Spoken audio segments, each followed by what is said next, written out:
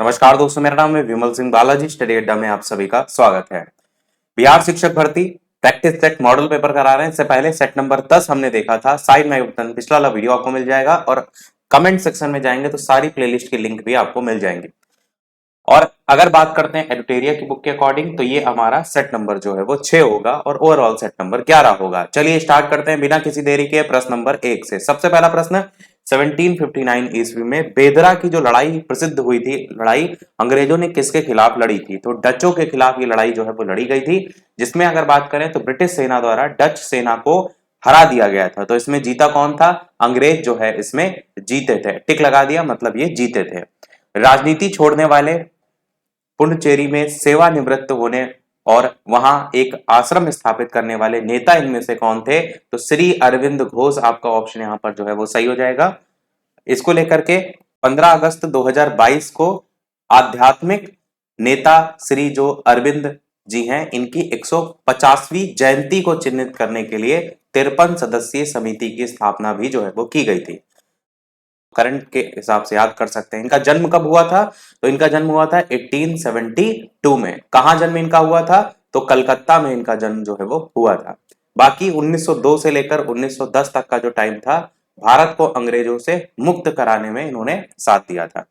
अगला क्वेश्चन है, स्वामी विवेकानंद जी ने रामकृष्ण मिशन की स्थापना कब की थी? तो आप सभी को पता है 1897 में की थी और 1893 की जब बात होती है तब शिकागो में आयोजित धर्म संसद में इन्होंने भाग भी लिया था। इसी सम्मेलन में जहां इन्होंने विश्व को हिंदू धर्म जो संस्कृति है उससे परिचित भी कराया था। सबसे पहले भागवत गीता का अंग्रेजी में अनुवाद किसने किया? तो ये कौन थे इनमें से? ये थे आपके चार्ल्स विलिंगसन। और इसी में ही इन्होंने ब्रिटिश ईस्ट इंडिया कंपनी द्वारा जो भगवत गीता या कृष्ण और अर्जुन का जो संवाद है उसके रूप में इसको प्रकाशित जो है वो करवाया था। लॉर्ड डलहौजी की सहायक संधि को सबसे पहले कौन से शासक ने स्वीकार किया था? तो आप सभी को पता है हैदराबाद के निजाम, आपका पहला ऑप्शन यहां पर सही हो जाएगा, जिन्होंने 1798 से लेकर के, और अगर बात करें कहां तक समय जाता है तो 1800 तक जाता है, जिसमें हैदराबाद के जो निजाम थे इनके साथ पहला सहायक गठबंधन जो है वो किया था। उसके बाद जो लॉर्ड वेलेजली थे, इनके द्वारा अलग अलग जो क्षेत्र थे उसमें सहायक संधि को बाद में लागू भी किया गया था, जिसमें हैदराबाद है, मैसूर है, तंजौर है, पेशवा है, तो वो भी आप याद रख सकते हैं। अगला, इनमें से किसने 1857 की क्रांति को सभ्यता और बर्बरता का संघर्ष कहा था? तो किसने कहा था? टी.आर. होम्स जो है इनके द्वारा कहा गया था सभ्यता और बर्बरता का संघर्ष। जो आपके टेलर यहाँ पर ऑप्शन में डब्ल्यू टेलर देख रहे हैं, इन्होंने कहा था हिंदू मुस्लिम षड्यंत्र के रूप में इसी 1857 की क्रांति को। और L.R. रीस जो है इन्होंने ईसाइयों के विरुद्ध धर्मयुद्ध का नाम दिया था। कौन से वर्ष में कांग्रेस द्वारा मौलिक अधिकारों और राष्ट्रीय आर्थिक प्रगति पर संकल्प लिया गया था? तो ये लिया गया था 1931 में। मौलिक अधिकारों और राष्ट्रीय आर्थिक प्रगति पर प्रस्ताव को कांग्रेस के द्वारा जो कराची सत्र था आपका अधिवेशन 1931 वाला, इसमें जो है वो अपनाया गया था। तो यही आपसे यहाँ पर पूछा गया। अच्छा, कराची अधिवेशन की अगर बात करते हैं, अध्यक्षता किसने की थी? तो सरदार पटेल जी ने इसकी अध्यक्षता जो है वो की थी। बाद में ये जो कराची संकल्प है उसके रूप में जाना जाने लगा था, मतलब नाम इसका बाद में बदल गया था। 1931 में ही आपको पता है गांधी इरविन समझौता हुआ था। तो 1931 ईस्वी का जो कराची सत्र था उसी में गांधी इरविन समझौते को समर्थन भी मिला था। कौन से अधिवेशन में कांग्रेस को अपनी पहली महिला अध्यक्ष के रूप में मिली? तो 32वां अधिवेशन ये था। 1917 में जो है ये हुआ था, कलकत्ता में आयोजित हुआ था। और इसकी अध्यक्षता किसने की थी? तो बता चुके हैं, एनी बेसेंट ने इसकी अध्यक्षता जो है वो की थी। अच्छा, इस बात को भी समझिए कि जो कांग्रेस का अधिवेशन था इसकी अध्यक्षता करने वाली ये पहली महिला अध्यक्ष के रूप में एनी बेसेंट जो है वो रही थी। आपका 40वां अधिवेशन भी बहुत इंपॉर्टेंट है। क्यों? क्योंकि ये हुआ था कानपुर में। पहली बात तो ये याद रखना है। दूसरी बात, इस अधिवेशन की जो अध्यक्षता है वो पहली भारतीय महिला जो सरोजनी नायडू हैं उन्होंने की थी। मैंने कहा था ना, दो तरीके से क्वेश्चन आता है, एक पहली भारतीय महिला करके पूछा जाता है और एक केवल महिला करके पूछा जाता है। तो केवल जब महिला पूछेगा तो एनी बेसेंट, और भारतीय वर्ड जुड़ गया तो सरोजनी नायडू। और ये कांग्रेस की अध्यक्षता करने वाली दूसरी महिला थी। निम्नलिखित समाचार पत्र और उनके संपादक का नाम दिया गया है और आपसे पूछा गया है कि जो सही कूट है उसका मिलान कीजिए। तो अगर बात करते हैं यहाँ पर कौन सा अच्छा सही है वो पूछा गया ना, केवल एक और दो ऐसे करके। तो स्वदेश मित्रन करके जो आप देख रहे हैं, ये वाला आपका ऑप्शन यहाँ पर पहले वाले का बिल्कुल सही है। और अमृत बाजार पत्रिका मोतीलाल घोष जी की है, बिल्कुल सही है। शिशिर कुमार घोष का भी नाम देखने को मिलता है, पहला ही ऑप्शन यहाँ पर सही होगा। सुधारक पत्रिका जो लिखा हुआ है, ये सुरेंद्र नाथ बनर्जी जी की नहीं थी, ये तो जी के गोखले जी की थी। तो ये आपको इससे पहले क्वेश्चन देखने को मिल चुका होगा, अगर आपको याद होगा, जो टॉपिक वाइज क्वेश्चन कराए थे उसमें आया था। वॉइस ऑफ इंडिया की अगर बात करते हैं तो ये थी दादा भाई नौरोजी जी की। तो नीचे के दो गलत हैं, ऊपर के दो सही हैं, आंसर हो जाएगा आपका फर्स्ट और सेकंड। तिलक जी की जो है वो आपको पता होना चाहिए, पत्रिका की जब बात होती है तो केसरी और मराठा ये बहुत पूछी जाती है, तो इसलिए जरूर याद रखना है आपको, केसरी और मराठा ये किनकी है, ये आपकी तिलक जी की है।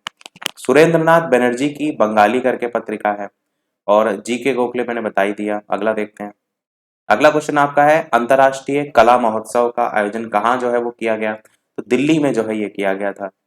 इसमें नदियों की सफाई है, देश को स्वच्छ बनाना, ऐसी थीम रखी गई थी। मतलब बेसिकली जो कहते हैं ना कि जागरूकता फैलाने का काम, वो काम इसमें किया गया था इस थीम के, कला के थ्रू। भारतीय विश्वविद्यालय अधिनियम किसके शासनकाल में पारित हुआ था, तो आपको पता है 1904 में ये आया था भारतीय विश्वविद्यालय अधिनियम। अब 1904 के समय में कौन था गवर्नर जनरल, तो लॉर्ड कर्जन तो था। 1905 में बंगाल विभाजन हुआ था। अगला आपका, अच्छा 1902 में हुआ था विश्वविद्यालय आयोग, और 1904 में था अधिनियम, ये दोनों में अंतर है। अगला क्वेश्चन है, अफगानिस्तान के प्रति आक्रामक नीति का पालन करने वाला वायसराय कौन था, तो लॉर्ड लिटन आपका यहाँ पर जो है वो सही हो जाएगा। लॉर्ड लिटन की जब बात होती है तो अफगानिस्तान के अमीर शेर अली खान के साथ इनका मैत्रीपूर्ण व्यवहार जो है वो देखने को मिलता है। लिटन के टाइम में क्या क्या हुआ था, तो सबसे पहले तो आपको पता है वर्नाकुलर प्रेस एक्ट हुआ था। वर्नाकुलर प्रेस एक्ट आपको देखने को जो है वो मिला था। कब हुआ था वर्नाकुलर प्रेस एक्ट, तो 1878 में हुआ था। शस्त्र अधिनियम एक आया था, वो भी इसी 1878 में जो है आपका आया था। और जो रानी विक्टोरिया थी, इन्होंने लॉर्ड लिटन के टाइम में केसरे हिंद या भारत की रानी सामग्री की उपाधि जो है रानी विक्टोरिया को मिली थी, तो किसके टाइम में, लॉर्ड लिटन के टाइम में। सबसे ज्यादा वर्नाकुलर प्रेस एक्ट इंपॉर्टेंट है। अगला क्वेश्चन, लॉर्ड विलियम बेंटिक सती प्रथा को अवैध किस वर्ष घोषित किया था, तो ये घोषित किया था 1829 में। 4 दिसंबर 1829 को राजा राम मोहन राय जी की अगर बात होगी, राजा राम मोहन राय जी की जब बात होती है, समाज सुधार के लिए इन्होंने बहुत काम किया था ना, तो इन्हीं के द्वारा लॉर्ड विलियम बेंटिक जो है, इनके साथ सती प्रथा जो कानून है उसको पारित हुआ था। जलियांवाला बाग हत्याकांड किसके संदर्भ में हुआ था, तो आपको पता है रोलेट सत्याग्रह का जो विरोध था। रोलेट में क्या था, किसी को भी जेल में डाल सकते थे बिना दलील बिना अपील का कानून कहते थे, तो इसी के ही एवज में आपका 13 अप्रैल 1919 को जो है जलियांवाला बाग हत्याकांड हुआ था। और इसमें जो जलियांवाला बाग हत्याकांड था उसमें दो राष्ट्रवादी नेता थे, एक सत्यपाल और सैफुद्दीन किचलू, उनकी गिरफ्तारी भी जो है वो आपका एक अहम मुद्दा के रूप में आप कहेंगे था। अगला है, महात्मा गांधी जी ने सविनय अवज्ञा आंदोलन कहाँ से शुरू किया था, तो मैंने आपको बताया था, सादा करके याद रखिए, सा से आपका साबरमती और दा से आपका दांडी। तो साबरमती से स्टार्ट हुआ, दांडी में खत्म हुआ। 12 मार्च 1930 में महात्मा गांधी जी के द्वारा गुजरात के अंतर्गत साबरमती से दांडी तक दांडी मार्च के दौरान नमक कानून तोड़ा गया था, यहीं से सविनय अवज्ञा आंदोलन शुरू हुआ था। अगला है, स्वदेशी आंदोलन के दौरान राजनीतिक स्वतंत्रता एक राष्ट्र का जीवन रखता है, ये नारा किसने दिया था, तो अरविंद घोष ने ये नारा जो है वो दिया था। अरविंद घोष जी का जन्म मैंने बताया अभी 1872 में कलकत्ता में हुआ था, ऊपर भी आया था। और इन्होंने अलग अलग जो प्रशासनिक पद है उस पर भी कार्य किया था, जिसमें बड़ौदा और कलकत्ता के अंतर्गत इन्होंने कार्य जो है वो किया था। इनको 1908 का समय था जब अलीपुर बम कांड में दोषी भी पाया गया था, वहां पर इनको कैद भी किया गया था। सुभाष चंद्र बोस जी ने किस देश में आजाद हिंद रेडियो की शुरुआत जो है वो की थी, तो ये जर्मनी में की थी। कुछ लोग सिंगापुर लगा देते हैं, बी वाला आपका ऑप्शन सही होगा। 6 जुलाई सिंगापुर की जब बात होती है तो 6 जुलाई 1944 इस समय को सिंगापुर से रेडियो द्वारा जो एक संदेश प्रसारित कर रहे थे, कौन, सुभाष चंद्र बोस जी। तो इन्होंने महात्मा गांधी जी को राष्ट्रपिता कहा था।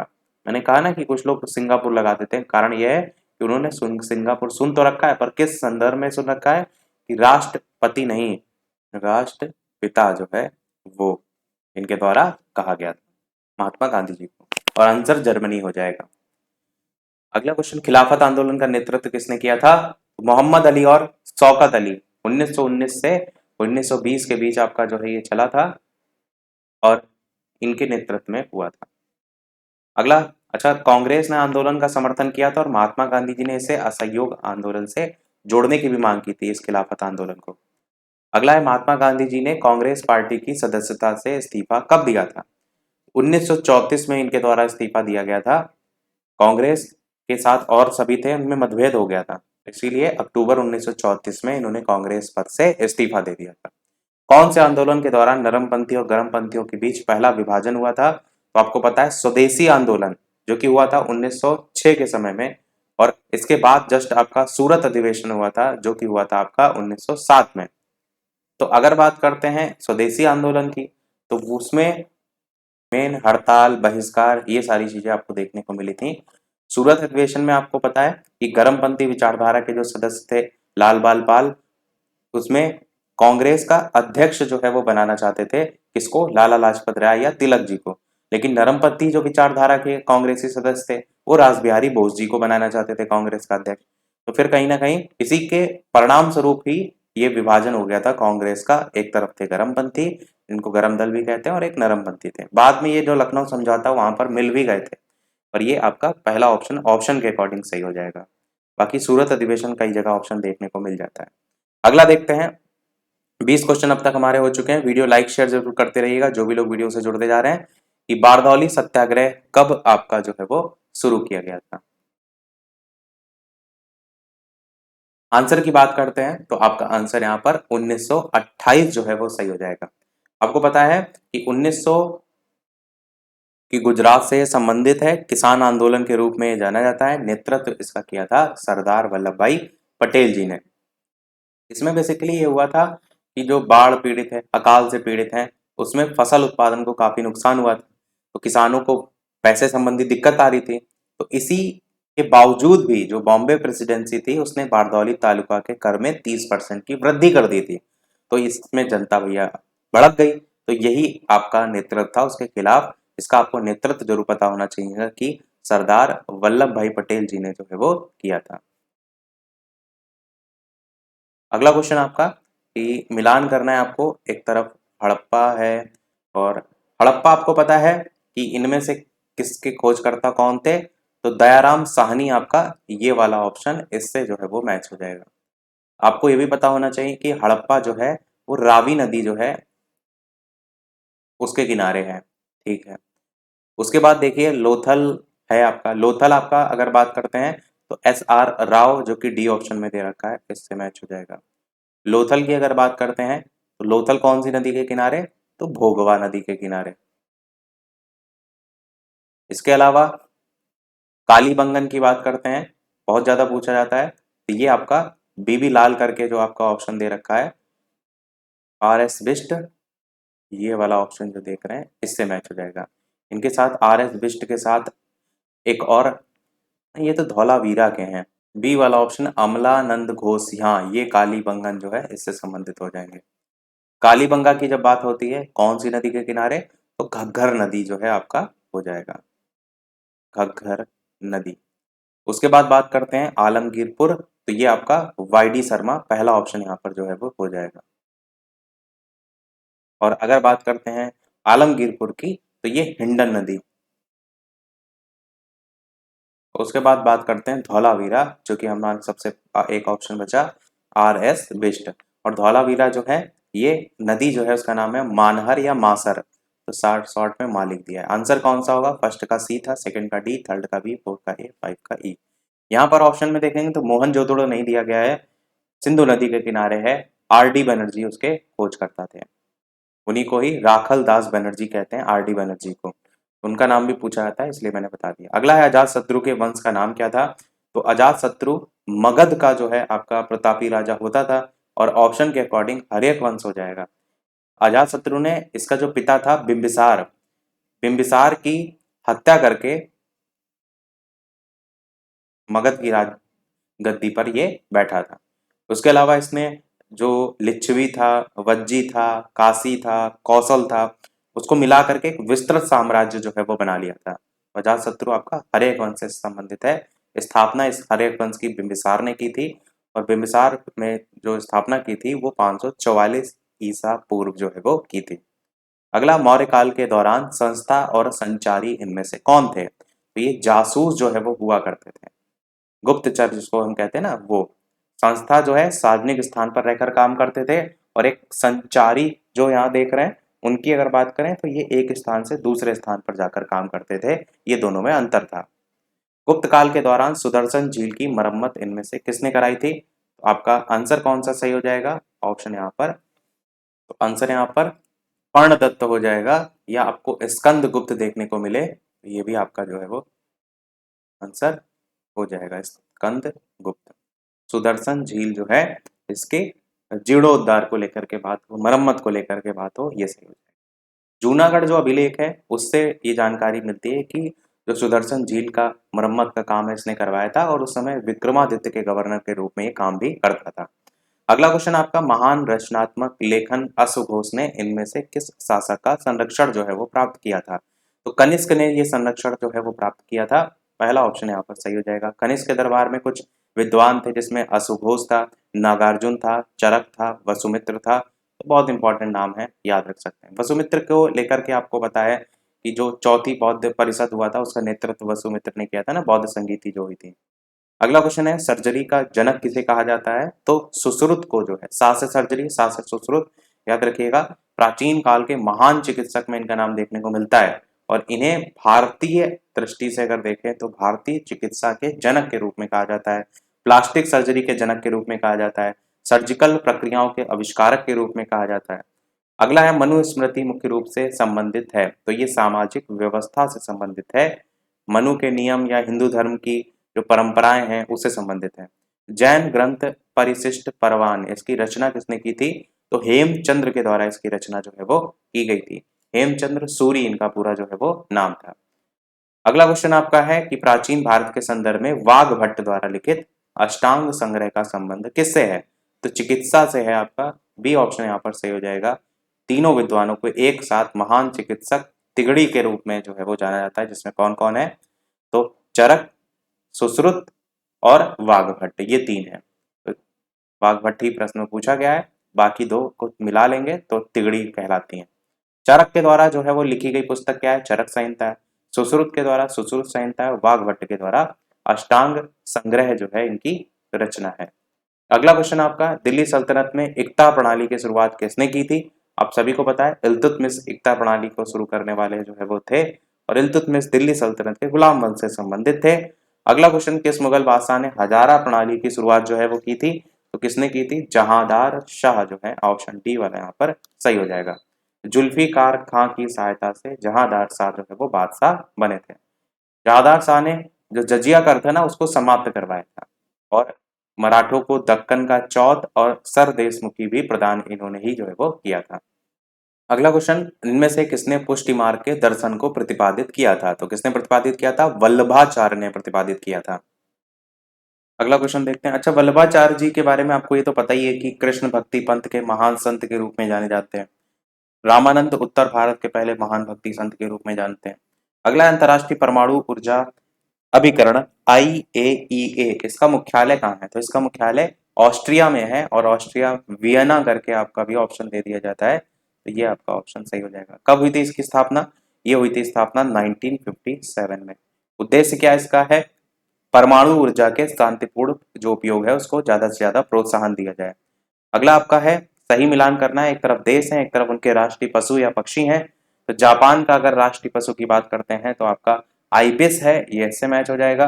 कनाडा की अगर बात करें तो गंजा ईगल है, इससे मैच हो जाएगा। भारत की अगर बात करते हैं तो बाघ है, ये इससे मैच हो जाएगा। और ऑस्ट्रेलिया की बात करते हैं तो ये ऑस्ट्रेलिया का कंगारू है ना, तो यहाँ से ले जाते हैं इधर साइड से, तो ये इससे हो जाएगा। आंसर कौन सा सही होगा? आंसर यहाँ पर पहले 4 है फिर 2 है, सी वाले ऑप्शन में है 4 तो 3 दे, यही सही हो जाएगा। अगला है, रूस और फिनलैंड की अंतरराष्ट्रीय सीमा रेखा को किस नाम से जाना जाता है? तो ये कहते हैं मैनरहीम रेखा, सी वाला ऑप्शन यहाँ पर सही हो जाएगा। आपको ये भी पता होना चाहिए कि मैगीनॉट रेखा किसके किसके बीच में है, तो जर्मनी और फ्रांस के बीच में आपकी कौन सी है, तो ये है मैगीनॉट रेखा। हिंडनबर्ग रेखा की बात करते हैं तो जर्मनी और पोलैंड के बीच में जो है आपकी कौन सी रेखा है, हिंडनबर्ग रेखा। अगला है भारतीय स्टॉक बाजार का विनियमन किसके द्वारा किया जाता है, तो सेबी के द्वारा किया जाता है। आपका ऑप्शन सी वाला जो है वो सही हो जाएगा। सेबी सिक्योरिटी एक्सचेंज करके आपका, बोर्ड ऑफ इंडिया करके आपके इसकी फुल फॉर्म होती है securities and exchange bank of India. इसकी स्थापना कब हुई थी, तो 12 अप्रैल 1992 को स्थापना हुई थी। मुख्यालय इसका कहाँ पर है, तो मुंबई में जो है इसका मुख्यालय है। अगला है भारत में अंतरिक्ष कार्यक्रम की शुरुआत कब की गई थी, तो 1962 में जो है वो की गई थी। और इस कार्यक्रम के तहत 1969 में इसरो की स्थापना बाद में आपको पता है हुई थी। इसरो की स्थापना कब हुई थी, 1969 में हुई थी। और इसी को ही कहते हैं भारतीय अंतरिक्ष अनुसंधान संगठन, इंडियन स्पेस रिसर्च ऑर्गेनाइजेशन। अगला, इनमें से जीवन प्रक्रियाओं का कौन सा युग्म है जो पेड़ पौधे और जीव जंतु दोनों में मिलता है, तो ये आपका हो जाएगा वृद्धि और प्रजनन। ऑप्शन नंबर डी बिल्कुल सही है, पेड़ पौधे और जीव जंतु दोनों में मिलता है, क्योंकि वृद्धि और प्रजनन जीव जंतु में भी होता है, पेड़ पौधों में भी। पढ़ने को आप प्रारंभ करना चाहिए अर्थपूर्ण सामग्री से जो है वो करना चाहिए। अगला 41 प्रश्न, परिपक्व विद्यार्थी होते हैं तो वही पूछा गया है किससे संबंधित, ये अपने अध्ययन में कभी कभी भावनाओं की सहायता लेते हैं, ये आपका सही हो जाएगा। बिहार राज्य के लोगों के लिए मधुमक्खी पालन शुरू करने की सबसे अच्छी अवधि कौन सी होती है, तो अक्टूबर से लेकर के दिसंबर के बीच की ये अवधि आपकी होती है। और क्योंकि बिहार की भौगोलिक स्थिति होती है कि इस दौरान मधुमक्खी पालन के लिए अनुकूल रहता है। अगला आपका है 17वां प्रवासी भारतीय दिवस का आयोजन कौन से शहर में जो है वो आपका किया गया, तो ये आपका किया गया था इंदौर में। आपका आंसर डी वाला सही हो जाएगा। 17वां प्रवासी भारतीय दिवस इंदौर मध्य प्रदेश में। इसके मुख्य अतिथि कौन थे, तो आपको पता है गुयाना जो है इसके राष्ट्रपति थे, जिनका नाम क्या था, गुयाना के राष्ट्रपति का मोहम्मद इरफान करके, तो ये मोहम्मद इरफान अली करके, तो ये जो है वो अतिथि के रूप में जो है वो रहे थे। और विशिष्ट अतिथि की अगर बात करते हैं तो वहां पर नाम देखने को मिलता है विशिष्ट अतिथि में सूरीनाम के राष्ट्रपति, जिनका नाम क्या था, जिनका नाम था चंद्रिका प्रसाद संतोखी करके। तो संतोखी लिखते हैं शॉर्ट में, आपको याद रहेगा, बता चुके हैं वैसे पहले भी दोनों नाम।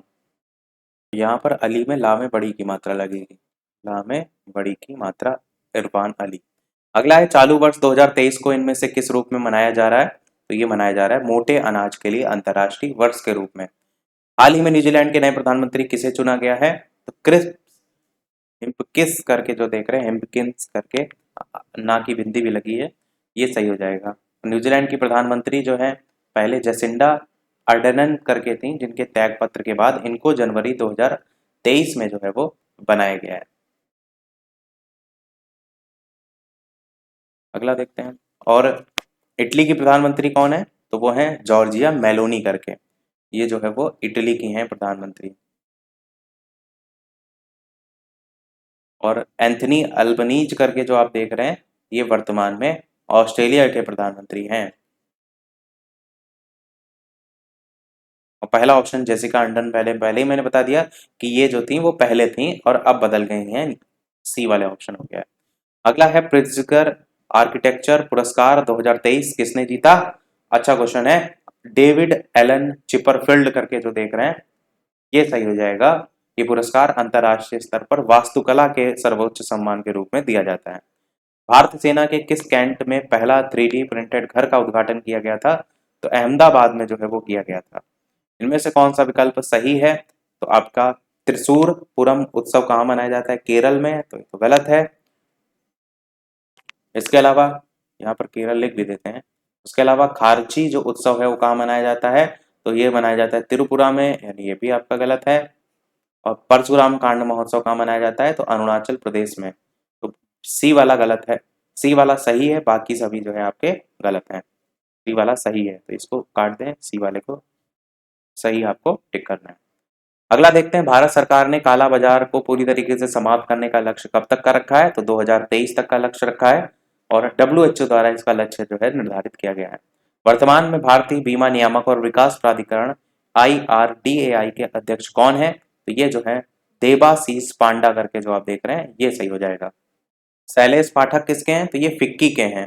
फिक्की के अगर महासचिव की बात करी जाए तो ये हैं शैलेश पाठक करके। हिमांशु पाठक जो देख रहे हैं ये भारतीय कृषि की अगर बात करें कि भारतीय कृषि अनुसंधान परिषद के जो महानिदेशक हैं वो हिमांशु पाठक हैं। अगला क्वेश्चन आपका 50 क्वेश्चन हमारे अब तक हो चुके हैं।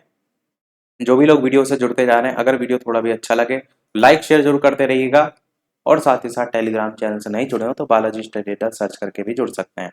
51 प्रश्न देखते हैं कि मस्तिष्क का कौन सा भाग है जो कि शरीर का संतुलन बनाए रखता है, जो ऐच्छिक पेशियां हैं उसके संकुचन पर भी नियंत्रण रखता है। तो ये हम बता चुके हैं सेरेबेलम आपका जो है ये होता है।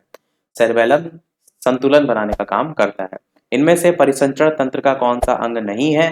तो बड़ी आंत परिसंचरण तंत्र में नहीं आती। रक्त धमनियां हृदय तो आता है, जो ब्लड को इधर से उधर ले जाते हैं ना, शरीर में कोशिकाओं के बीच पोषक तत्वों का जो संचरण करने का काम करते हैं वो परिसंचरण तंत्र में आते हैं।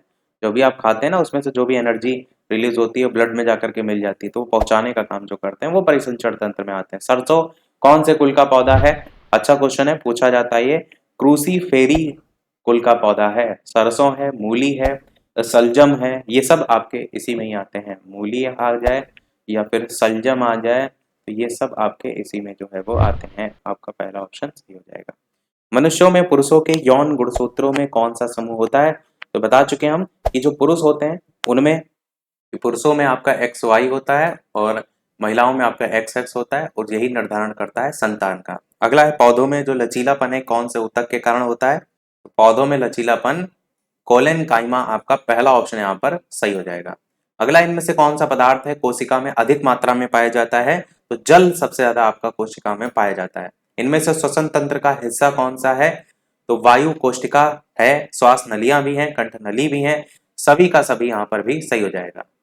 अगला एक अंतरिक्ष यान पृथ्वी के सापेक्ष उच्च गति से, एक अंतरिक्ष यान पृथ्वी के सापेक्ष उच्च गति से यात्रा कर रहा है। अंतरिक्ष यान पर एक घड़ी पृथ्वी पर एक घड़ी की तुलना में धीमी गति से चलती हुई प्रतीत होती है। इनमें से कौन सा कथन कह रहा है, इस घटना की व्याख्या करता है? तो समय इसमें सापेक्ष और प्रेक्षक की गति पर निर्भर करता है। पहला ही ऑप्शन सही हो जाएगा।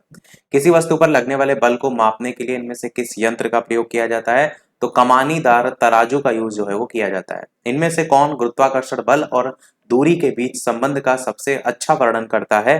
तो आंसर यहाँ पर हो जाएगा कि दूरी के वर्ग के साथ गुरुत्वाकर्षण बल जो है वो व्युत्क्रमानुपाती बढ़ता है। ये आपका यहाँ पर होगा। अगला अल्कोहल थर्मामीटर का आविष्कार किसने किया था? तो इनमें से किसी ने नहीं किया था। चारों के चारों ऑप्शन यहाँ पर कट जाएंगे। अगला क्वेश्चन है वाहनों में साइड मिरर, ये बहुत ज्यादा पूछा जाता है, कई बार बताया भी है कि साइड मिरर के रूप में उत्तल दर्पण का यूज किया जाता है। प्रैक्टिस सेट में ऑलरेडी आ चुका है कई बार। आवृत्ति और तरंग दैर्ध्य के बीच जो संबंध है उसके बारे में कौन सा कथन कह रहा है यहाँ पर सत्य है? आंसर की बात करते हैं तो इनमें से पहला ही ऑप्शन यहाँ पर सही होगा कि आवृत्ति और तरंग दैर्ध्य व्युत्क्रमानुपाती होते हैं। एक इंसुलेटर की विद्युत जो प्रतिरोधकता है वो क्या होती है? तो ये आपकी उच्च होती है। ये आपका सही हो जाएगा। अगला करें इन कथनों में से सबसे भारी धातु कौन सी है? तो सबसे भारी धातु प्लेटिनम है। बाकी कोई और ऐसा ऑप्शन भी नहीं है जो आपको कंफ्यूज करे। ऑक्सीकारक इनमें से कौन जो है वो होते हैं? तो ऑक्सीकारक की अगर बात करें ऑक्सीकरण की प्रक्रिया में हेल्प करते हैं, बिल्कुल सही है। ऋणात्मक अवयव प्रदान करते हैं, ये गलत है। और विद्युत ऋणात्मकता अवयव ग्रहण करते हैं, ये भी सही है। यानी आंसर हो जाएगा उपयुक्त में से एक से अधिक। अगला क्वेश्चन आपका इनमें से हैलोजन श्रेणी के तत्व मैंने बताया था आयोडीन होता है, ब्रोमीन होता है, क्लोरीन होता है, तो ये सभी यहां पर भी आपका ऑप्शन हो जाएगा। हाइड्रोजन बम बनाने में इनमें से किस विधि का प्रयोग किया जाता है? तो किसका यूज किया जाता है? नाभिकीय संलयन का यूज किया जाता है हाइड्रोजन बम के लिए। इनमें से पूछा गया है पृथ्वी पर सबसे भारी धातु के रूप में कौन सा है? सेम यही क्वेश्चन तो अभी ऊपर भी आया था, वहां पर भी बताया था प्लैटिनम आपका जो है सबसे भारी धातु है, परंतु पूरे पृथ्वी पर अच्छा यहाँ पूछा गया, वहां इनमें से पूछा गया तो इनमें से अकॉर्डिंग प्लैटिनम था, पर यहाँ ऑप्शन में ऑस्मियम दिया गया तो ऑस्मियम सही होगा। पृथ्वी पर सबसे भारी धातु ऑस्मियम। अगला करें इनमें से किसमें लैक्टिक एसिड आपका उपस्थित जो है वो रहता है? तो लैक्टिक एसिड मैंने बताया ना, दूध को लीटर में मापते हैं, ला से लीटर, ला से लैक्टिक एसिड, ऐसे आप याद रख सकते हैं। ये आपका सही होना चाहिए। बाकी लाल चीटी में फार्मिक एसिड होता है। रसायन विज्ञान का जनक किसको कहते हैं? तो लेवोजियर जो है इनको कहते हैं। बी ऑप्शन सही होगा। जीव विज्ञान का जनक और जंतु विज्ञान का जनक अरस्तु को कहा जाता है। इनमें से किसमें ऑक्सीजन आपका अनुपस्थित है होती है? तो आपका ऑक्सीजन अनुपस्थित होती है केरोसिन में। बताया था ना कि बहुत जल्दी रिएक्शन कर जाता है, इसलिए उसको रखा जाता है। अगला है, इनमें से कौन सा संविधान संशोधन अधिनियम है जिसके द्वारा पुडुचेरी के निर्वाचित सदस्यों को राष्ट्रपति के निर्वाचन में शामिल किया गया? 70वां संविधान संशोधन आपका सही हो जाएगा। इनमें से किस मामले में सर्वोच्च न्यायालय ने ये निर्णय दिया कि संसद जो है वो अनुच्छेद 368 के अधीन मौलिक अधिकारों में संशोधन कर सकती है, परंतु उसके आधारभूत संविधान के आधारभूत ढांचे में परिवर्तन नहीं कर सकती है? ये वेरी वेरी इंपॉर्टेंट पॉइंट है और क्वेश्चन भी है। केशवानंद भारती बनाम केरल राज्य, बहुत ज्यादा पूछा जाता है क्वेश्चन, इसको आपको एकदम रट के रखना है। अगला क्वेश्चन देखते हैं आपका, पंचायती राज कौन सी सूची का विषय है? तो आपका राज्य सूची का विषय है, और ये भी आपको पता है कि भारतीय संविधान में 7वीं अनुसूची के अंतर्गत आता है। बिहार में लोकसभा में अनुसूचित जाति हेतु आरक्षित सीटों की संख्या कितनी है? तो टोटल 6 जो है ये सीटों की संख्या है। बाकी आपको पता है बिहार में लोकसभा में टोटल 40 सीटें हैं, जिसमें से 6 सीटें ऐसी हैं जो अनुसूचित जाति के लिए आरक्षित हैं, जिसमें गोपालगंज, हाजीपुर, समस्तीपुर, जमुई, गया और सासाराम, ये हैं 6 सीटें जो आरक्षित हैं। सभी बालकों को 14 वर्ष की आयु पूरी करने तक निःशुल्क और अनिवार्य शिक्षा देना सरकार का दायित्व होगा। नीति निर्देशक तत्व के तहत संविधान के कौन से अनुच्छेद में इसका वर्णन किया गया है? तो अगला क्वेश्चन, सभी बालकों को 14 वर्ष की आयु पूरी करने तक की निःशुल्क और अनिवार्य शिक्षा देना सरकार का दायित्व होगा। नीति निर्देशक तत्व के तहत संविधान के कौन से अनुच्छेद में वर्णन किया गया है कि इसे बाद में मूल अधिकार बना दिया गया था? अच्छा क्वेश्चन है, 45 आपका सही हो जाएगा, ऑप्शन नंबर पहला वाला। 6 से 14 वर्ष तक की आयु जो है उसको लेकर निःशुल्क शिक्षा। भारतीय संविधान का कौन सा अनुच्छेद नई अखिल भारतीय सेवा की स्थापना का प्रावधान करता है? तो ये आपका 312, ऑप्शन नंबर सी वाला सही हो जाएगा। संसद में पहला लोकपाल विधेयक कब रखा गया था?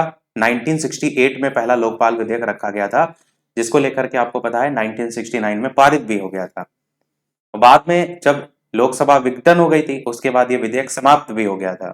डॉक्टर राजेंद्र प्रसाद जी को संविधान सभा का सभापति कब बनाया गया था? 11 दिसंबर 1946 को बनाया गया था। 9 दिसंबर 1946 को सच्चिदानंद सिन्हा जी को जो है वो बनाया गया था, और सच्चिदानंद सिन्हा जी को अस्थायी अध्यक्ष के रूप में जो है वो बनाया गया था। और अगर बात करते हैं संविधान सभा की पहली बैठक को लेकर के, तो नई दिल्ली में जो है वो आपका आयोजित हुई थी संविधान सभा की पहली बैठक करके पूछा जाता है क्वेश्चन, तो याद रखिएगा नई दिल्ली में स्थित पुस्तकालय भवन था जहां पर यह आयोजित की गई थी।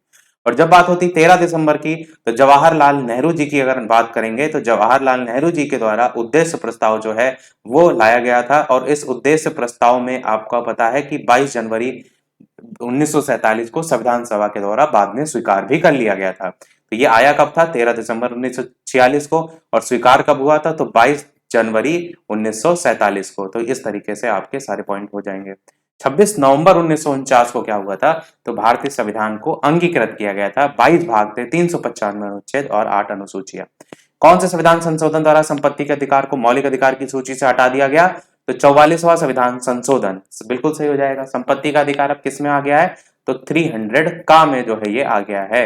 अगला क्वेश्चन आपका, कौन से वर्ष में राज्य प्रमुख के पदनाम का नाम बदलकर राज्यपाल या गवर्नर कर दिया गया है? तो ये आपका किया गया था 1956 में। आंसर हो जाएगा डी वाला, ये आपका सही हो जाएगा। पहले राज्यपाल को क्या कहते थे? तो कहते थे राज्य प्रमुख। भारतीय संसद के दोनों सदनों की संयुक्त बैठक किस संबंध में होती है? तो ये साधारण विधेयक के संदर्भ में होती है। आर्टिकल कौन सा है?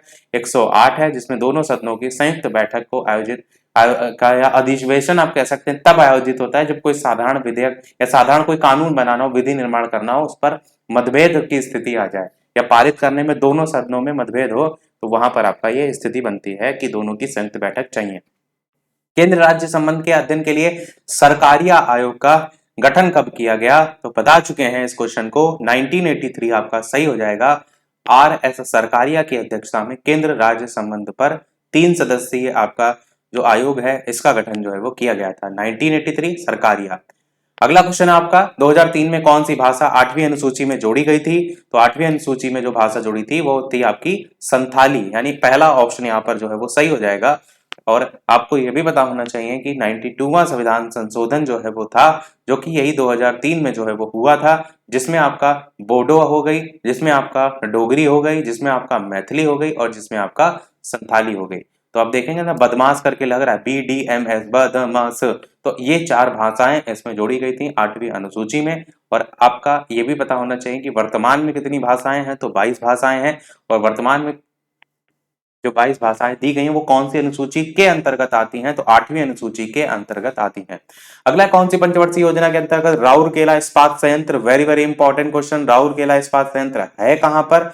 तो ये आपका स्थित है, राउरकेला इस्पात संयंत्र आपका कहां पर स्थित है? ये आपका उड़ीसा में जो है वो स्थित है। मैंने ट्रिक से पहले बताया भी है कि केला खा करके आप उड़ने लगते हैं, ऐसे उड़ीसा से उड़ याद रख सकते हैं। दूसरी पंचवर्षीय योजना यहाँ पर पूछा गया ना, किसके अंतर्गत इसकी स्थापना की गई थी? तो दूसरी पंचवर्षीय योजना जो कि चली थी 1956 से लेकर के 1961 तक, इसी में ही आपका ये राउरकेला इस्पात संयंत्र की बात हो या फिर दुर्गपुर की बात हो या फिर भिलाई की बात हो, ये सभी इसी में ही आपके स्थापित जो है वो हुए थे। तो इसको जरूर से जरूर आपको याद रखना है। एक चीज और याद रखनी है, दूसरी पंचवर्षीय योजना कौन से मॉडल पर आधारित थी? तो पीसी महानलोबिस मॉडल पर आधारित थी। इससे पहले भी बता चुके हैं, बार बार इसलिए बता रहे हैं कि आप भूल कर भी भूल ना पाए। अगला क्वेश्चन देखते हैं, राष्ट्रीय आय में कृषि का योगदान क्या हो रहा है? तो राष्ट्रीय आय में कृषि का योगदान धीरे धीरे घट रहा है। जीडीपी या राष्ट्रीय आय में कृषि का योगदान आप कहेंगे घट रहा है। सेवा क्षेत्र का योगदान लगातार बढ़ रहा है। अगला क्वेश्चन है, आर्थिक सर्वेक्षण के अनुसार 2023-24 में अनुमानित आर्थिक विकास दर क्या है? तो ये आपकी 6.5% जो है वो रखी गई है। मुख्य आर्थिक सलाहकार हैं कौन? उनका नाम है अनंत नागेश्वरन। उन्होंने 2023-24 में अर्थव्यवस्था जो भारतीय है वो 6.5% की दर से बढ़ने की उम्मीद जो है वो लगाई है। बाकी अगला क्वेश्चन, स्वतंत्र भारत का पहला केंद्रीय बजट इनमें से किसने पेश किया था? तो ये पेश किया था आर के शनमुखम चेट्टी ने। तो आंसर हो जाएगा पहला वाला, और ये स्वतंत्रता नहीं है, स्वतंत्र जो है वो लिखा हुआ है। आपको ये भी पता होना चाहिए कि पहला केंद्रीय बजट पेश किया कब गया? तो ये किया गया था 1947 में, और अगर बात करें तारीख की तो 26 नवंबर को। और इन्होंने 1947 से 1949 तक पहले वित्त मंत्री के रूप में भी रहे थे। तो आपको ये भी पता होना चाहिए कि बजट भी इन्होंने ही पेश किया था, और पहले वित्त मंत्री अगर स्वतंत्र भारत की बात करें तो आर के शनमुखम चेट्टी ही थे, पहले वित्त मंत्री भी। अगर आपसे कहा जाए वित्तीय वर्ष होता कब से कब तक है, तो 1 अप्रैल से ये स्टार्ट होता है और 31 मार्च तक जो है ये चलता है।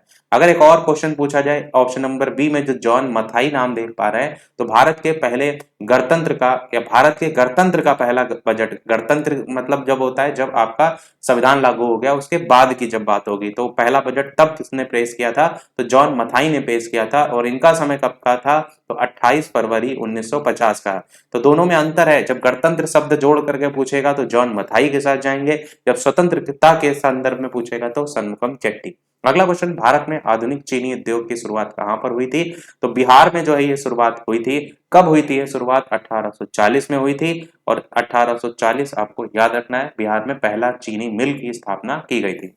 वर्तमान में 28 चीनी मिल हैं बिहार राज्य में, जिसमें से केवल 9 चीनी मिल ही संचालित हैं। अगला है, रोहिला राष्ट्रीय उद्यान कौन से राज्य में आपको देखने को मिलता है?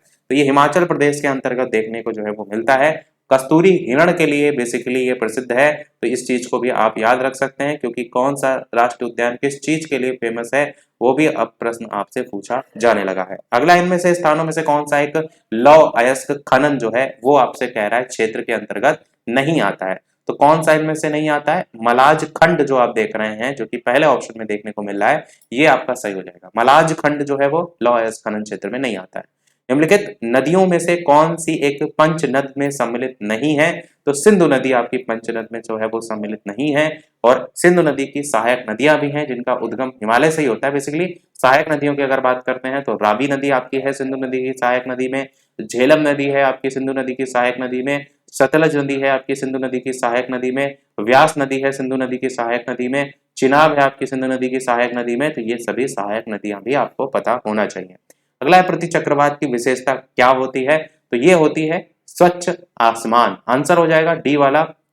प्रति चक्रवात कहते हैं जब चक्रवात के विपरीत, जब उच्च दाब केंद्र में होता है और निम्न दाब बाहर की ओर होता है या चारों ओर होता है, तो हवाएं केंद्र से बाहर की ओर चलती हैं, इसी को कहते हैं प्रति चक्रवात। जिसमें मौसम आपको बेसिकली साफ दिखाई देता है, परंतु हवाएं धीमी गति से चलती हुई दिखाई देती हैं।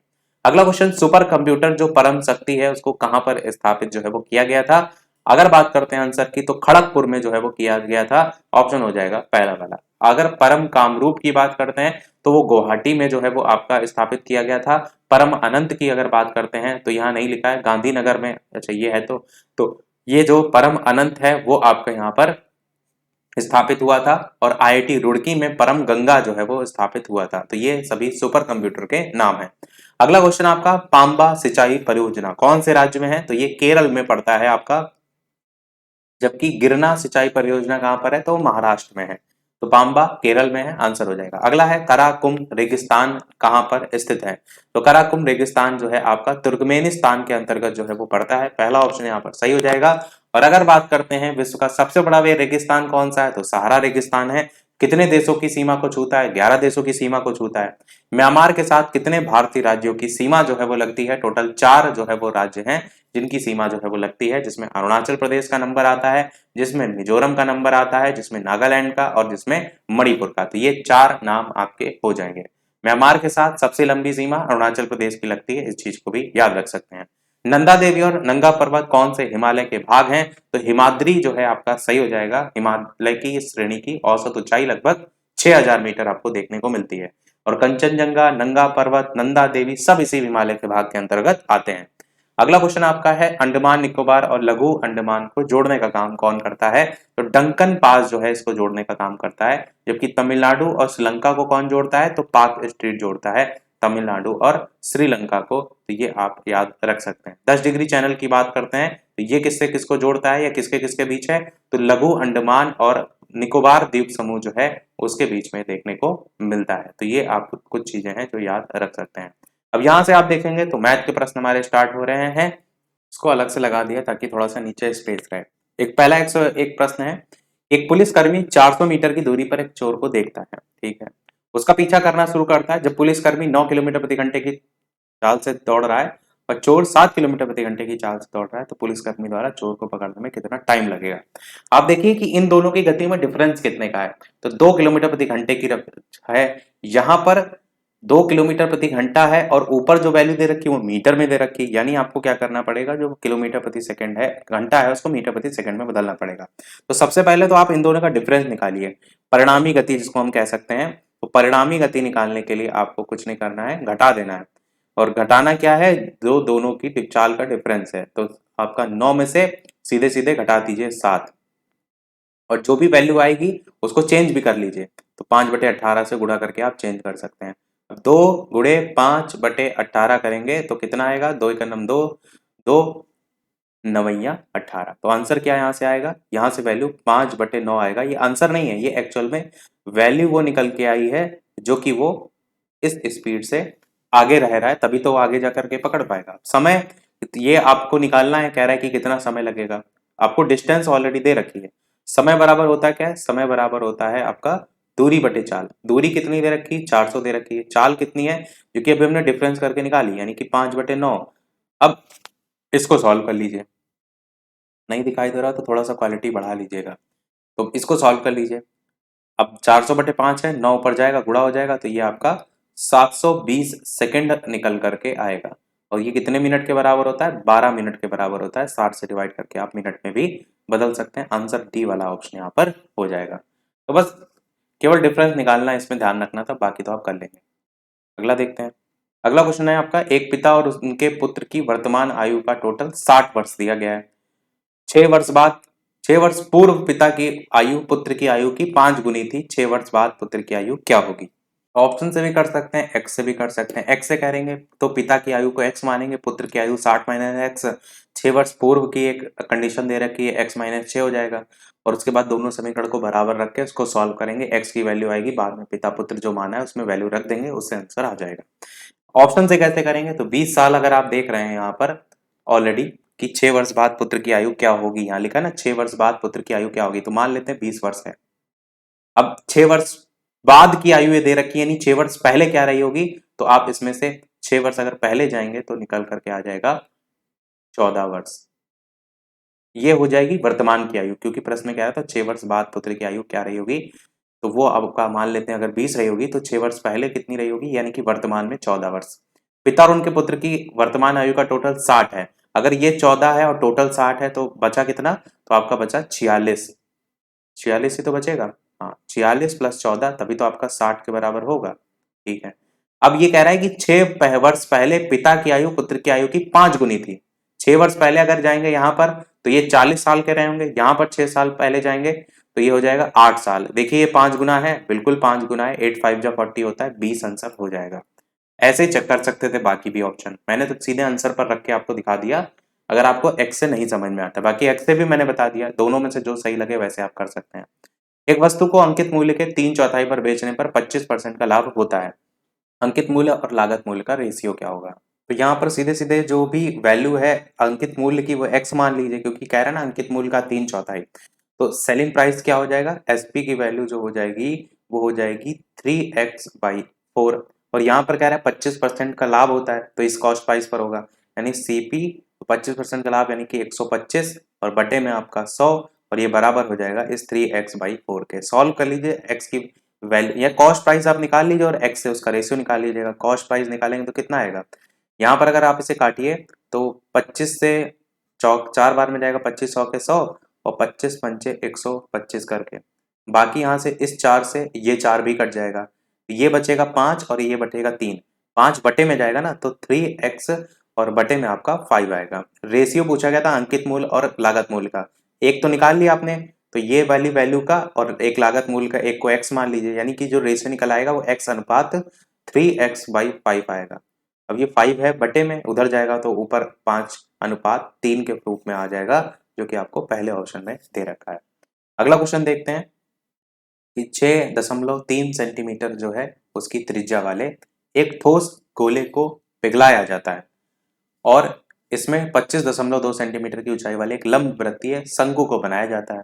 आपसे पूछा गया शंकु के आधार के व्यास का उसकी ऊंचाई से क्या रेशियो होगा। आपको पता होना चाहिए दोनों के आयतन के फॉर्मूले। सबसे पहला गोले को पिघलाया जा रहा है ना, तो अच्छा एक चीज समझिए, जब किसी चीज से ही किसी को पिघलाकर दूसरा बनाया जाता है तो आयतन दोनों का बराबर होता है। मान लीजिए अगर एक ईंट है, इसी को पिघला करके हम एक त्रिकोण बनाते हैं इस तरीके से, तो जिसका जितना इसका आयतन होगा उतना इसका होगा, क्योंकि इन दोनों को एक को ही पिघला करके दूसरा जो है वो बनाया गया है। अब समझिए दोनों का आयतन क्या होगा, तो गोले का आयतन क्या होता है, तो 4/3 पाई r³ होता है, और ये बराबर किसके हो जाएगा, बनाया क्या जाता है, शंकु बनाया जाता है, 1/3 पाई r²h, ये शंकु का आयतन हो जाएगा। वैल्यू रख दीजिए, 4/3 तो ऐसे ही रहेगा, पाई की वैल्यू आपकी रखिए क्योंकि दोनों तरफ पाई है तो पाई से तो पाई कट जाएगा। आर की वैल्यू क्या हो जाएगी, तो 6.3 दे रखा है, 6.3 क्यूब है ना, तो इंटू 6.3 और इंटू 6.3 बराबर में 1/3 हो जाएगा। और यहाँ पर आर की वैल्यू क्या है, जो शंकु बनाया जाता है, तो 25.2 है, तो 25.2 है, और गुणे में क्या है, आर का स्क्वायर है जिसको हमें निकालना है, क्योंकि कह रहा है ना व्यास का उसकी ऊंचाई से क्या रेशियो होगा, तो यहाँ पर आर स्क्वायर को ऐसे रखे रहने दीजिए। अब यहाँ इसको सॉल्व करेंगे, मैं डायरेक्ट बता देता हूँ, आर की वैल्यू आपकी 6.3 जो है वो निकल करके आएगी। आर की वैल्यू 6.3 आ गई, तो व्यास क्या हो जाएगा, आप जानते हैं व्यास जस्ट डबल होता है त्रिज्या का, तो इसका डबल करेंगे तो 12.6 हो जाएगा, ये हो गया आपका व्यास। अब प्रश्न में पूछ क्या रहा था, कह रहा था शंकु के आधार का व्यास का और उसकी ऊंचाई के साथ, तो उसकी ऊंचाई तो हमें 25.2 ऑलरेडी दे रखी है, अब व्यास हमने निकाल ही लिया है, तो इसका और 25.2 इनका रेशियो सीधे सीधे पूछा गया था, यानी कि आपको 12.6 का 25.2 से अनुपात पूछा गया था। इसको आप सॉल्व करेंगे, छोटा करेंगे, तो देखिए 12.6 का जस्ट डबल है 25.2, यानी 1:2 आंसर यहाँ पर जो है वो आएगा, जो कि सी वाले ऑप्शन में दे रखा है। बस ये कैलकुलेशन जो है इसको आपको सही करना होगा, क्योंकि कैलकुलेशन तो आप कर ही सकते हैं, मेन कार्य है हमारा समझाना। एक निश्चित राशि पर 2 वर्ष के लिए आपका 4% प्रति वर्ष की दर से चक्रवृद्धि ब्याज और साधारण ब्याज का अंतर 20 रुपए दे रखा है, तो कह रहा है राशि कितनी होगी। फॉर्मूला बताया था इसका, PR² अपॉन 100² करके, उससे कर लीजिए। अंतर कितना दे रखा, 20 रुपए, तो डिफरेंस का फॉर्मूला होता है P यानी कि मूलधन, और R का स्क्वायर, R कितना है 4% है, यानी कि गुणे 4 और अपॉन में 100² यानी 100 × 100। इसको सॉल्व करके सीधे P की वैल्यू निकाल लीजिए।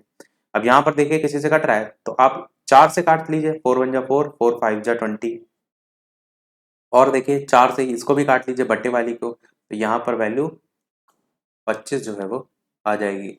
अब 25 पंचे कितना होता है, 25 चौके 100 होता है, 25 पंचे 125 होता है, यानी कि P की वैल्यू आएगी 125, और ये दो जो जीरो लगे हैं ये भी लग जाएंगे, यानी आपका आंसर बी वाला सही हो जाएगा, 12500 रुपए। फॉर्मूला बस याद होना चाहिए कि अंतर का फॉर्मूला होता है PR² अपॉन 100 का स्क्वायर। करा चुके हैं इससे पहले भी क्वेश्चन, वहां पूरा फॉर्मूला इसलिए लिख के बताया था, यहाँ पर डायरेक्ट लगा दिया। अगला क्वेश्चन कह रहा है एक आयताकार मैदान के 20 फीट के एक हिस्से को खुला छोड़कर तीन तरफ से बाड़ लगाना है।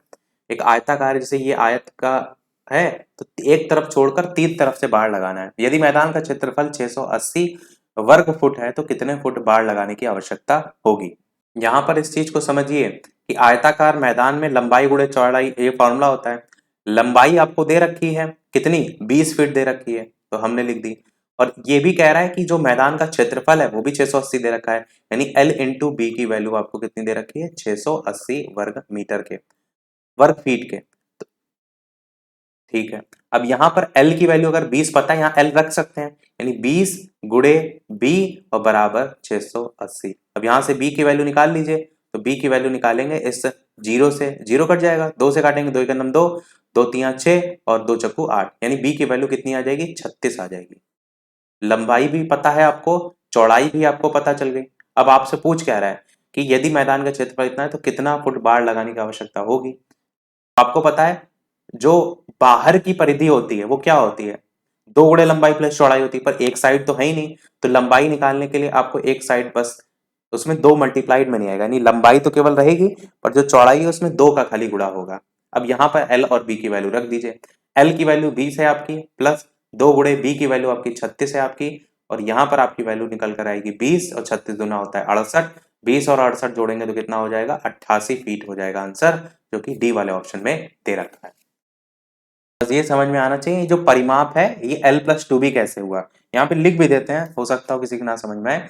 परिमाप जो रहता है वो आपका, आप सभी को पता है आयत का क्या रहता है, दो गुणे लंबाई प्लस चौड़ाई, यही तो रहता है। अब यहाँ पर लंबाई में आपने देखा तीन साइड थी, यहाँ पर ऊपर वही लिखा था कि हिस्से को खुला छोड़कर तीन तरफ से बाड़ लगाना है, एक हिस्सा खुला छोड़ना है, तो एक में तो आप दो से गुणा करेंगे, जब अंदर दो गुणे लंबाई, दो लंबाई होती है, दो चौड़ाई होती है। देखिए एक ये हो गई, एक ये हो गई लंबाई, एक इधर चौड़ाई एक इधर चौड़ाई, जब एक चौड़ाई है ही नहीं तो एक वैल्यू टू जो मल्टीप्लाइड है वो कम करना पड़ेगा, वही चीज हमने की है। अगला क्वेश्चन कह रहा है कि व्यक्ति एक खिलौना 400 रुपए में खरीदता है, उसे 20% जो है उसकी हानि पर बेचता है, तो आपसे कह रहा है खिलौने का विक्रय मूल्य क्या होगा।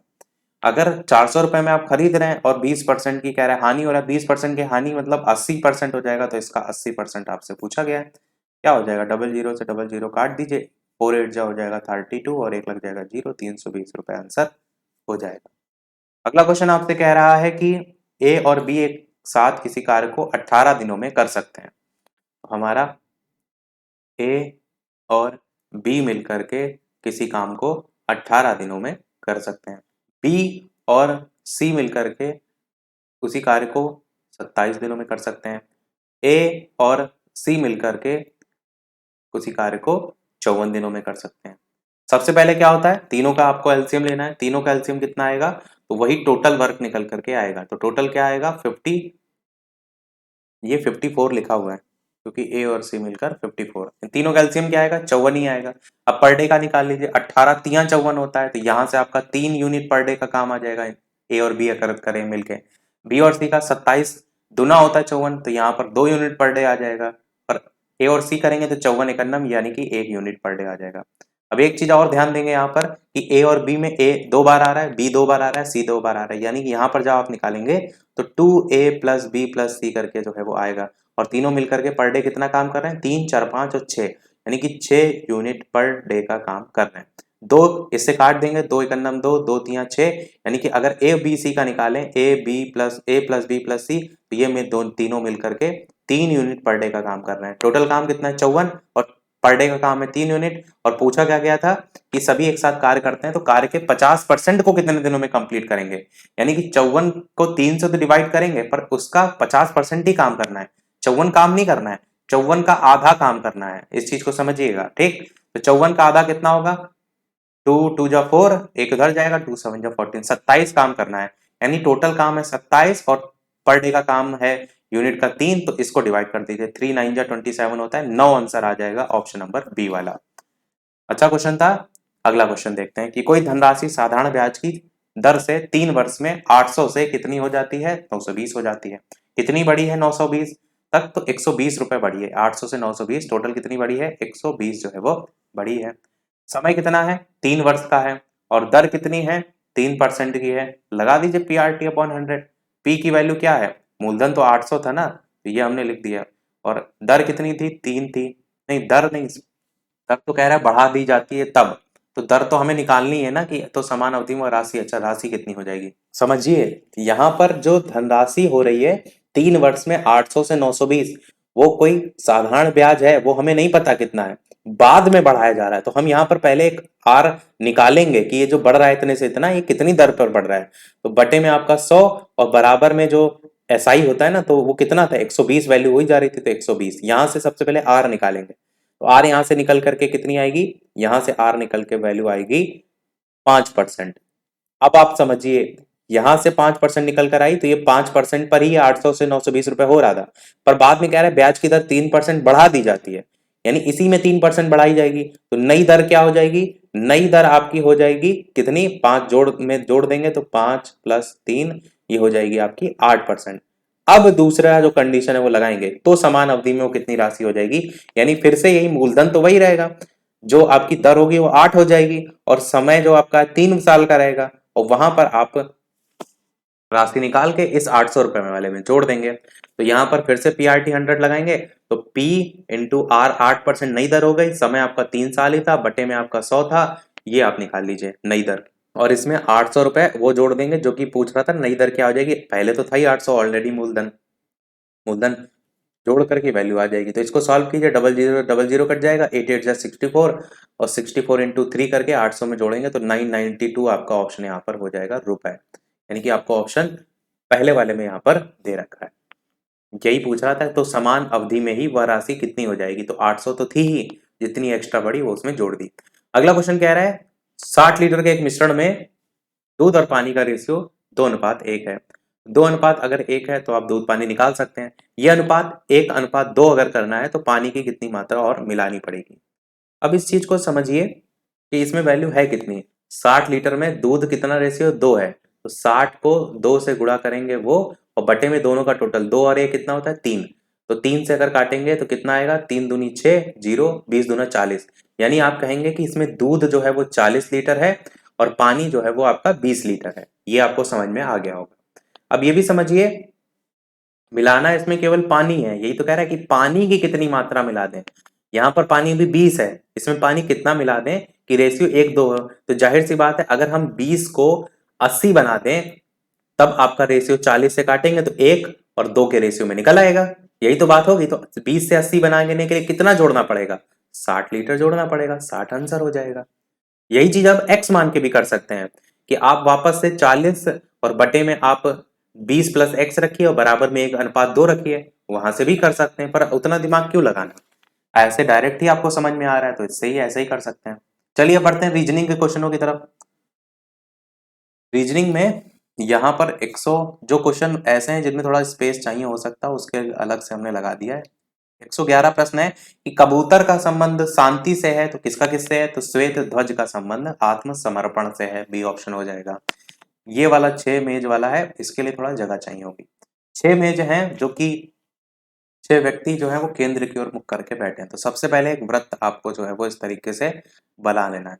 इस चीज का हमेशा ध्यान रखिएगा कि जो प्रश्न में अगर बात कर रहा हो केंद्र की ओर मुख करके, तो उनका दायां बायां जो नॉर्मल होता है वही रहेगा, पर अगर ये कह रहा है कि वो बाहर की ओर मुंह करके बैठे हैं, इस कंडीशन में उनका दायां बायां बदल जाता है।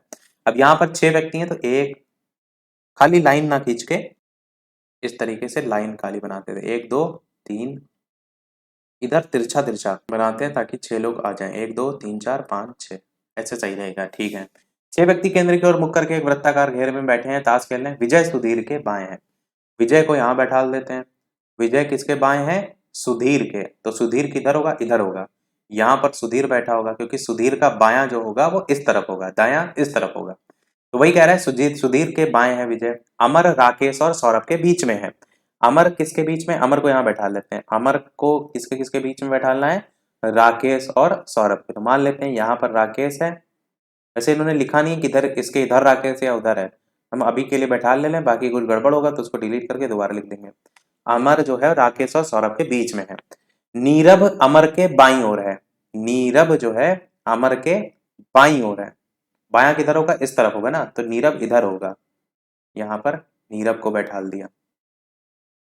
आगे क्या कह रहा है, अमर के बाईं ओर, अच्छा दूसरे स्थान पर, पहला दूसरा, ठीक है। अमर और विजय के बीच में कौन है? अमर और विजय के बीच में, तो यहां पर मैंने कहा राकेश भी हो सकता था और सौरभ भी हो सकता था। यहीं पर ही आपका सौरभ भी हो सकता है, क्योंकि स्थिति नहीं लिखी गई कि कौन दाएं बाएं बैठा है, और यहाँ पर राकेश भी हो सकता था। तो आंसर क्या होगा? सौरभ या राकेश दोनों में से कोई हो सकता है, पहला ही ऑप्शन यहाँ पर सही हो जाएगा। क्लियर हो गया? चलिए अगला देखते हैं। अगला कह रहा है हरि की आयु जॉन से डबल है। जॉन की आयु जो राहुल से 3 वर्ष बड़ा है, यदि हरि की आयु राहुल की आयु से 5 गुनी, तो जॉन की आयु क्या है? जॉन की आयु को मान लीजिए एक्स, या तो डायरेक्ट ऑप्शन से भी कर सकते हैं। देखिए एक्स मान के तो नहीं समझ में आता बहुत लोगों को, तो कोशिश करते हैं ऑप्शन से करने की। जैसे आंसर 5 वर्ष है, बाकी चेक आप और ऑप्शन को करेंगे, मैंने खाली आंसर से बता रहा हूँ। जॉनी की आयु कह रहा है कितनी है, मान लेते हैं 5 वर्ष है। कह रहा है हरि की आयु जॉनी से डबल है, तो हरि 10 साल का होगा, तभी तो जॉनी 5 साल का होगा। राहुल से 3 वर्ष बड़ा है, जो बाद वाला है उसके लिए जो सब लगता है, तो जो राहुल से 3 वर्ष बड़ा है, यानी राहुल 2 साल का रहा होगा, तभी ये 3 साल बड़ा यानी 5 साल का है। यदि हरि की आयु राहुल की आयु से 5 गुनी है, हरि की आयु 10 है और राहुल की आयु 2 है, और ये देख भी लीजिए 5 गुना है, यानी यही ऑप्शन सही है। सारी शर्तें फुलफिल्ड हो रही है, मतलब सही है। अगर यहाँ शर्तें नहीं फुलफिल्ड होती तो ये 5 गुना नहीं निकल के आता है, ऐसे चेक किया जाता है। अगला कह रहा है के एल एम एन ओ और पी एक वृत्ताकार पंक्ति में बैठे हुए हैं, तो यहाँ पर फिर से एक वृत्त जो है वो बना लीजिए। उसके बाद कितने लोग बैठे हुए हैं? तो 6 लोग हैं, 1 2 3 4 5 6, ठीक है। तो 1 2 3 4 5 6, 6 लोग बैठे हुए हैं, और वृत्त के केंद्र की ओर बैठे हुए। ओ एम के ठीक दाएं खड़ा हुआ है। ओ को हम कहीं बैठा लेते हैं, और ओ जो है मान लीजिए ओ एम यहाँ रख देते हैं, एम को यहाँ रख लें, क्योंकि एम के दाईं ओर है, ओ एम के ठीक दाएं खड़ा है। एन एम के बाईं ओर है, एन जो है वो एम के बाईं ओर है, और कौन से नंबर पे? तीसरे पे है। तो एम का बायां 1 2 3 इधर होगा, यानी यहाँ पर कौन बैठा है? एन बैठा है। एम के बाईं ओर भी है और तीसरे नंबर पे भी एन है। आगे कह रहा है के पी के दाईं ओर है। के जो है वो पी के दाईं ओर, मान लेते हैं अगर पी को यहाँ बैठा लेते हैं तो इसका दायां उधर होगा, और कह रहा है पी के दाईं ओर से दूसरे स्थान पर, पहला दूसरा, यानी के यहाँ पर बैठा हुआ है, पी यहाँ बैठा है। फिर कह रहा है एन के ठीक दाएं कौन खड़ा है? एन के, ये एन है, और ठीक दायां, दायां तो इधर होगा ना, तो के बैठा हुआ है, ये आंसर हो जाएगा। जो एक जगह खाली है ना, यहाँ पर जो बचा हुआ एल है वो बैठ जाएगा, तो यहाँ पर तो के आंसर हो जाएगा। अगला देखते हैं। अगला कह रहा है दी गई आकृति की जो वर्तमान दर्पण छवि उसका चयन कीजिए, और यहाँ पर ये 4 इस प्रकार से जो छवि है वो बनी हुई है। दर्पण छवि होती है और एक जल प्रतिबिंब होता है, दोनों में अंतर होता है। दर्पण में सामने प्रतिबिंब बनता है, और जो जल वाला होता है वो नीचे साइड बनता है। यहाँ पर देखेंगे तो डी वाला ऑप्शन सही होगा। यहाँ पर देखेंगे ऊपर वाले में ये एक त्रिभुज है, इस तरफ त्रिभुज आ गया, ये गोला भरा हुआ है वो इस तरफ आ गया, ये भी तो बदल गया। इसमें ऐसा नहीं है। नीचे वाला जो कलर देखेंगे इसमें एरो इधर का खाली है, जबकि इधर वाला, अगर इधर वाला खाली है तो जब इधर प्रतिबिंब बनेगा ना तो खाली वाला पहले बनेगा, इसीलिए खाली वाला पहले बना हुआ है, इसलिए यह पहला ऑप्शन कट जाएगा। ऐसे बाकी ऑप्शन भी काट सकते हैं। रोबोट को ये लिखा जाता है, फैंसी को क्या लिखा जाएगा? तो अगर आप देखिए यहाँ पर रोबोट में 4 4 का प्लस हो रहा है, P Q R S T U V M N O P Q R S ऐसे करके +4 हो रहा है। सेम चीज फैंसी में भी आप कर देंगे, +4 कर देंगे। एफ से 4 आगे बढ़ेंगे तो जे आ जाएगा, ए से आगे 4 बढ़ेंगे ई आ जाएगा, यही सही हो जाएगा, JERGC। अगला है विषम संख्या, विषम इसमें विकल्प बताना है। डिफरेंस देख लीजिए, PQRS पीछे जा रहे हैं, ठीक है, -3 हो रहा है। यहाँ देखिए JKLMN यहाँ खाली -2 हो रहा है, यहाँ पर -3 हो रहा था। JW में देखिए यहाँ भी -3 हो रहा है, यहाँ भी -3 हो रहा है, आंसर बी वाला हो जाएगा। अगला कह रहा है वर्ष 1988 में स्वतंत्रता दिवस बुधवार को जो है वो मनाया गया। 1989 में कब, किस दिन मनाया जाएगा? यानी 1989 में 15 अगस्त 1989 को कौन सा दिन होगा? आपको पता यह है कि यदि अगला वर्ष लीप ईयर नहीं है तो दिन में केवल 1 दिन की वृद्धि होती, अगर लीप ईयर है तो 2 दिन की वृद्धि होती। यहां पर देखिए 1988 से 1989 में लीप ईयर तो है नहीं, तो बुधवार है, अगला गुरुवार हो जाएगा। अगर लीप ईयर होता तो 2 दिन बढ़ जाते, ये है, बस ध्यान रखना है। अगला क्वेश्चन देखते हैं 119 वाला कि 7 26 63 124 215, इसमें आप देखिए क्या लगाया गया है, गणित। और ये हमारा लास्ट क्वेश्चन होगा क्योंकि इसके बाद वाला जो क्वेश्चन है वो हम आपसे पूछेंगे। 342 में अगर आप देखेंगे ऑप्शन बी होगा, कैसे होगा? 7 2 का क्यूब -1 किया गया है तो 7 आ जाएगा। 26 आप जानते हैं 3 का क्यूब 3 3 9 13 27, 1 घटा देंगे। 64 आपका होता है 4 का क्यूब, उसमें से 1 घटा देंगे। और इसी प्रकार 124 में भी 5 का क्यूब और 1 घटा देंगे। इसी प्रकार 215 में 6 का क्यूब और अगला जो नंबर यहाँ आएगा वो 7 का क्यूब होगा और उसमें से 1 घटा देंगे तो 342 हो जाएगा, क्योंकि 343 माइनस 1 जो है वो 342 आ जाएगा। 7 का क्यूब 343 होता है। अब वीडियो को समाप्त करने से पहले एक प्रश्न रीजनिंग का आपसे भी, जिसको आप सभी सॉल्व कीजिएगा। इसके अलावा जो भी चैनल पर नए हो वीडियो लाइक शेयर सब्सक्राइब अवश्य कीजिएगा। कोई प्रश्न हो तो वीडियो के मेन कमेंट में पूछ सकते हैं। और साथ ही साथ प्रश्न आपका क्या है, P Q से लंबा है, R S से नाटा है, S T से लंबा है लेकिन P से नाटा है, बताइए इनमें से कौन सबसे लंबा है। S है, Q है, P है, R है। अपना आंसर वीडियो के मेन कमेंट में अवश्य बताइएगा। एक प्रश्न पूछने का मेन मकसद यही रहता है कि खुद से भी आप ट्राई कीजिए। जब तक खुद से आप नहीं करेंगे तब तक एग्जाम में नहीं कर पाएंगे। तो आंसर बताइएगा वीडियो के मेन कमेंट में टाइप करके। लाइव टाइमिंग एक 12 बजे की है और एक आपकी शाम के 5 बजे की भी है, तो लाइव आकर भी वीडियो आप देख सकते हैं, प्रश्नों की प्रैक्टिस कर सकते हैं। आज के में इतना ही रखते हैं, मिलते हैं अगले वीडियो में। तब तक के लिए नमस्कार, जय हिंद।